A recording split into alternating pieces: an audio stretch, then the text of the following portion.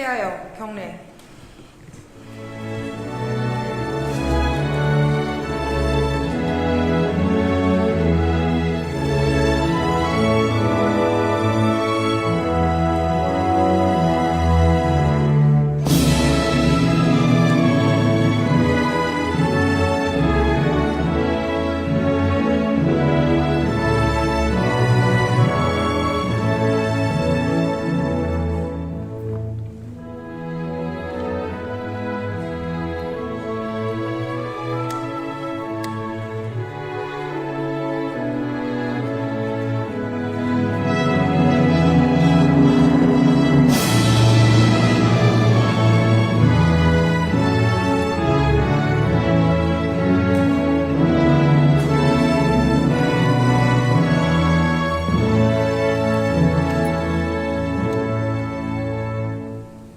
바로 모두 자리에 앉아주시기 바랍니다.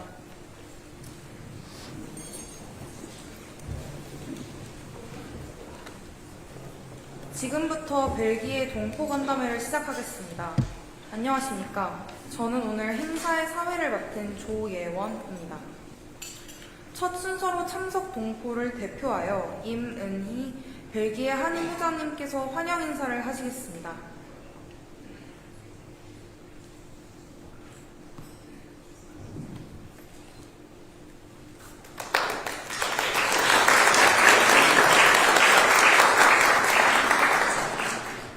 존경하는 대통령님, 여사님, 친애하는 한국 동포 여러분, 안녕하십니까.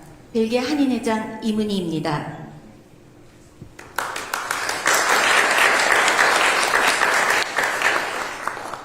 오늘 유럽의 심장이자 문화와 역사가 살아 숨쉬는 벨기에에서 대한민국과 벨기에 새로운 역사를 쓰게 되실 대통령님을 모시고 여러분과 함께하는 것을 무한한 영광으로 생각합니다.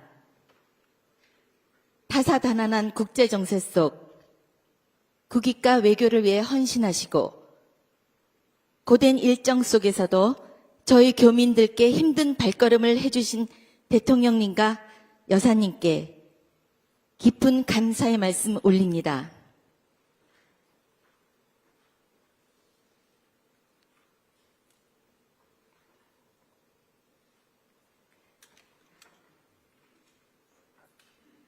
여러분, 우리에게 이토록 가슴 벅찬 역사와 감동을 선물해 주신 대통령님은 벨기에를 방문하셨던 역대 대통령님들 중에서 최초로 교민 간담회를 마련해 주셨습니다. 우리에게 이 감동을 선물해 주신 대통령님과 여사님께 큰 박수로 환영을 부탁드리겠습니다.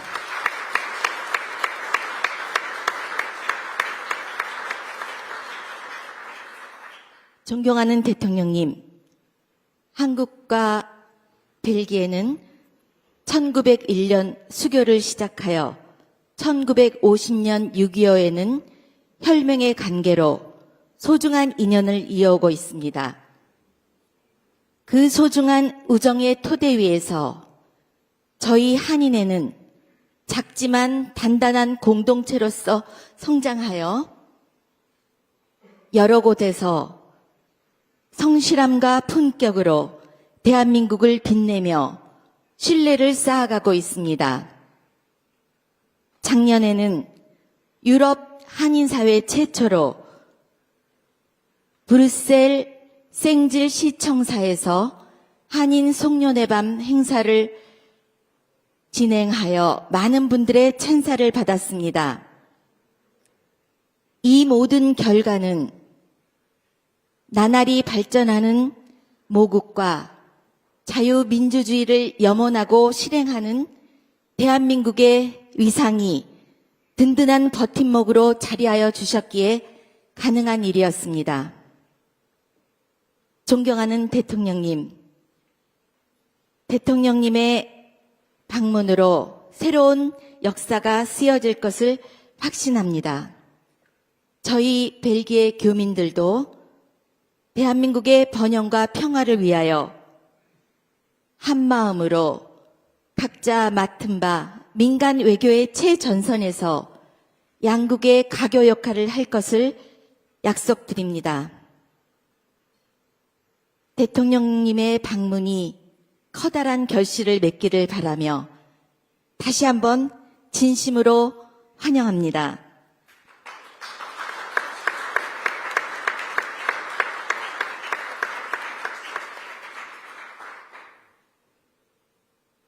여러분, 저는 오늘 힘들고 빽빽한 일정 속에서도 저희 한인회를 찾아주신 대통령님을 보고 애국이란 것을 느꼈습니다.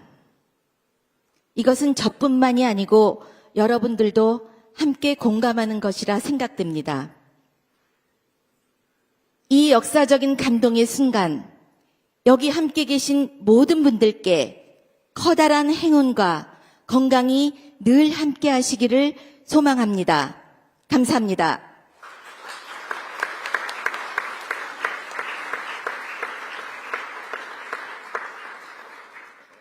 이문희 벨기에 한인회장님, 진심 어린 환영사 감사합니다. 다음은 대통령께서 동포 여러분께 격려의 말씀을 전하시겠습니다.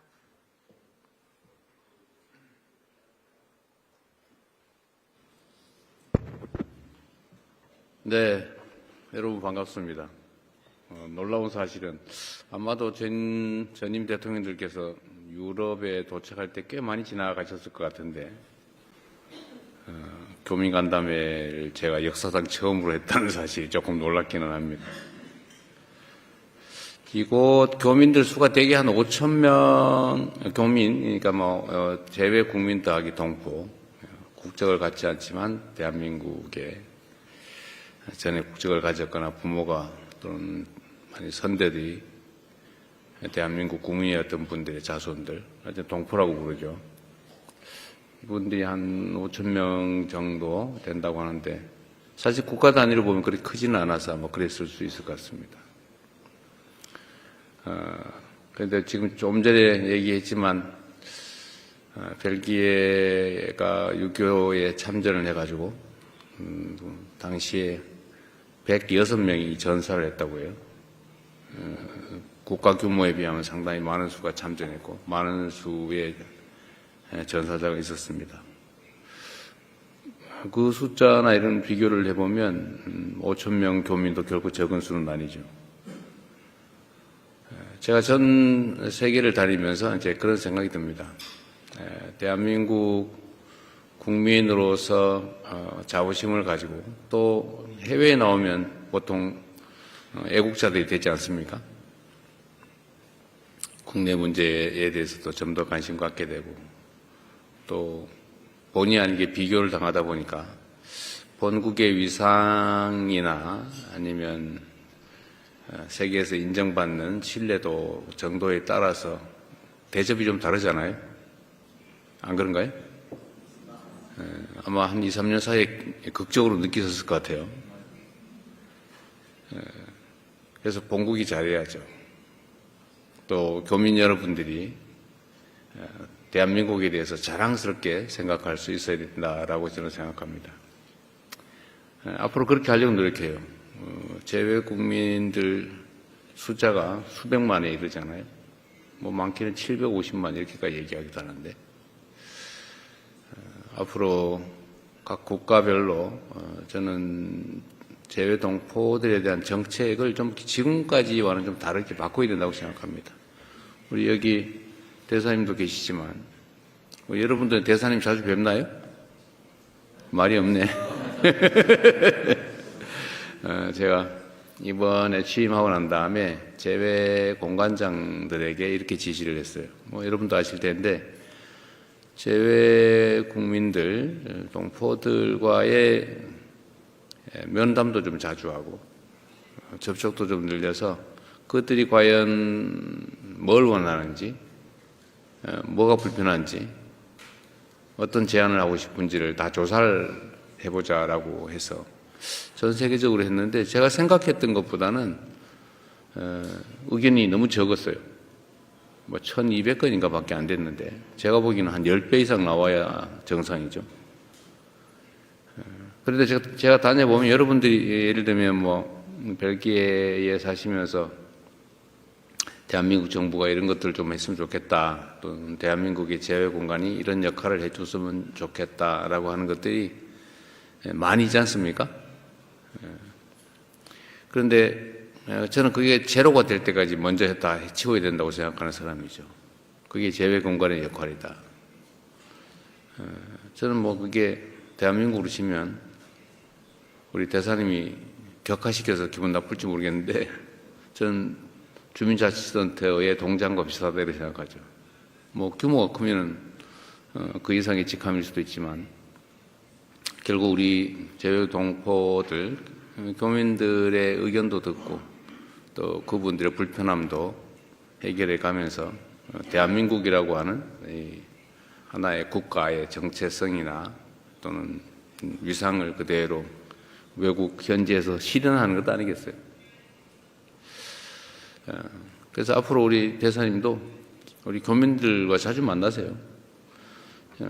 예를 들면 벨기에에 살고 있는 동포가 대체 어떤 사람이고 뭘 하고 있는지 정도는 최소한 파악해야 된다고 하는 게 제 생각입니다. 그리고 아까 그 얘기도 했던데 제가 얼핏 생각이 났어요. 가끔씩 모임도 좀 가지시고 또 커뮤니티 활동이나 뭐 이런 것들 지원도 좀 해드리시고 보나마나 뭐 한글 학교 지원해달라 이런 소리 할 건데 근데 그런 소리 나오기 전에 또 미리미리 또 지원하고 그래야 되지 않을까 싶습니다. 지금 잘들 하고 계세요. 지금까지 기존에 했던 것과는 좀 다른 재외 공간의 역할을 제가 요구하고 있기 때문에 거기에 맞춰서 이런 저런 일들 하려면 되게 바쁘고 힘들 겁니다.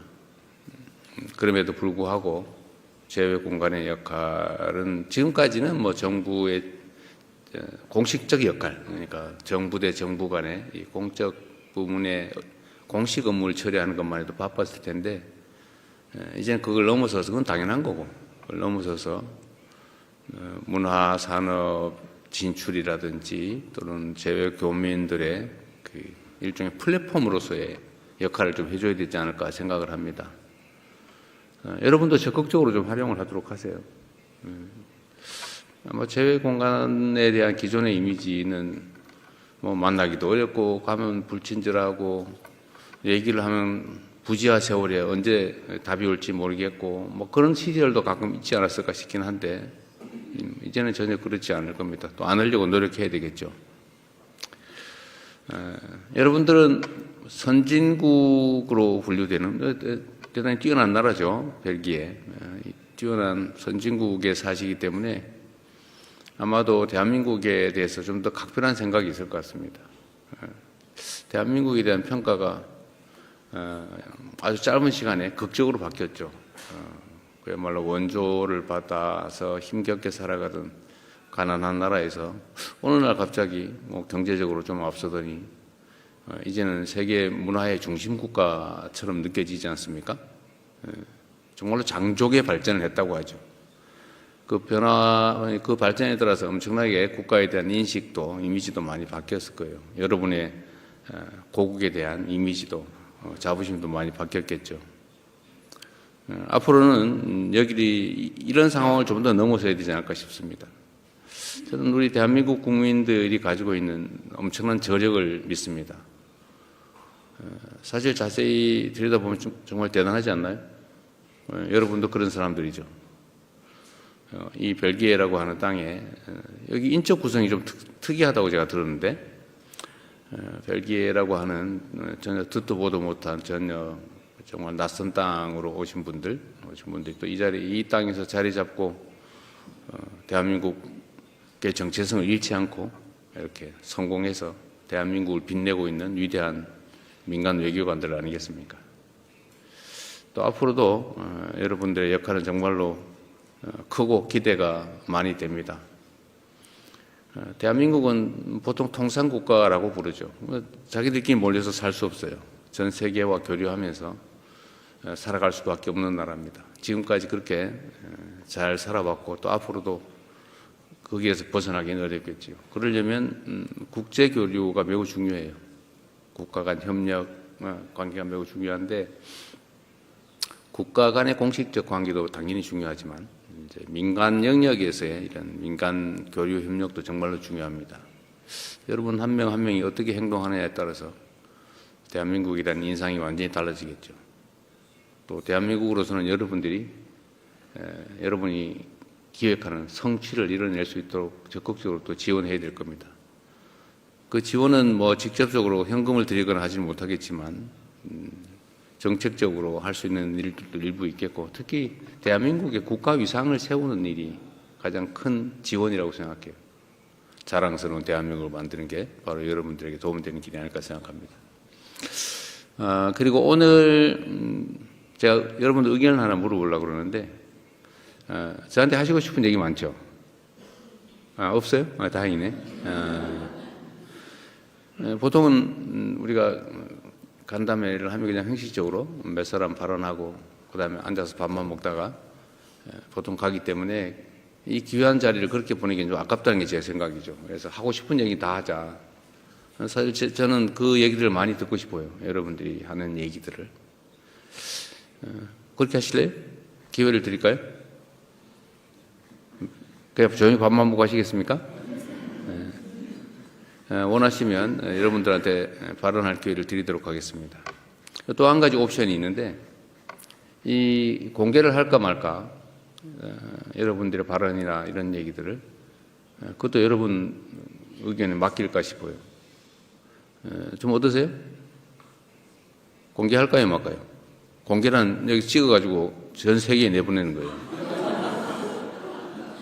가끔씩 그걸 노리고 광고하는 분도 계세요.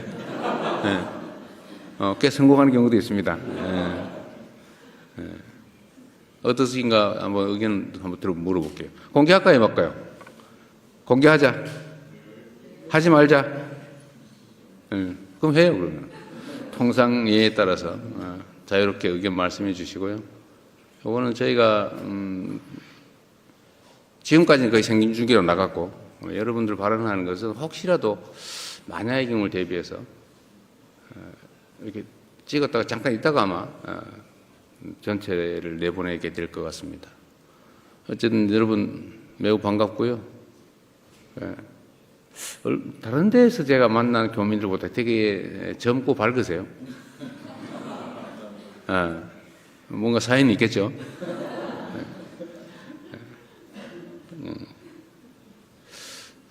그리고 여러분들 정말로 격변하는 대한민국을 보면서 걱정 많이 했죠. 빠른 시간 내에 또 회복하고 있습니다. 또 앞으로 지금까지와는 훨씬 더 나은 대한민국을 보여드릴 겁니다. 감사합니다.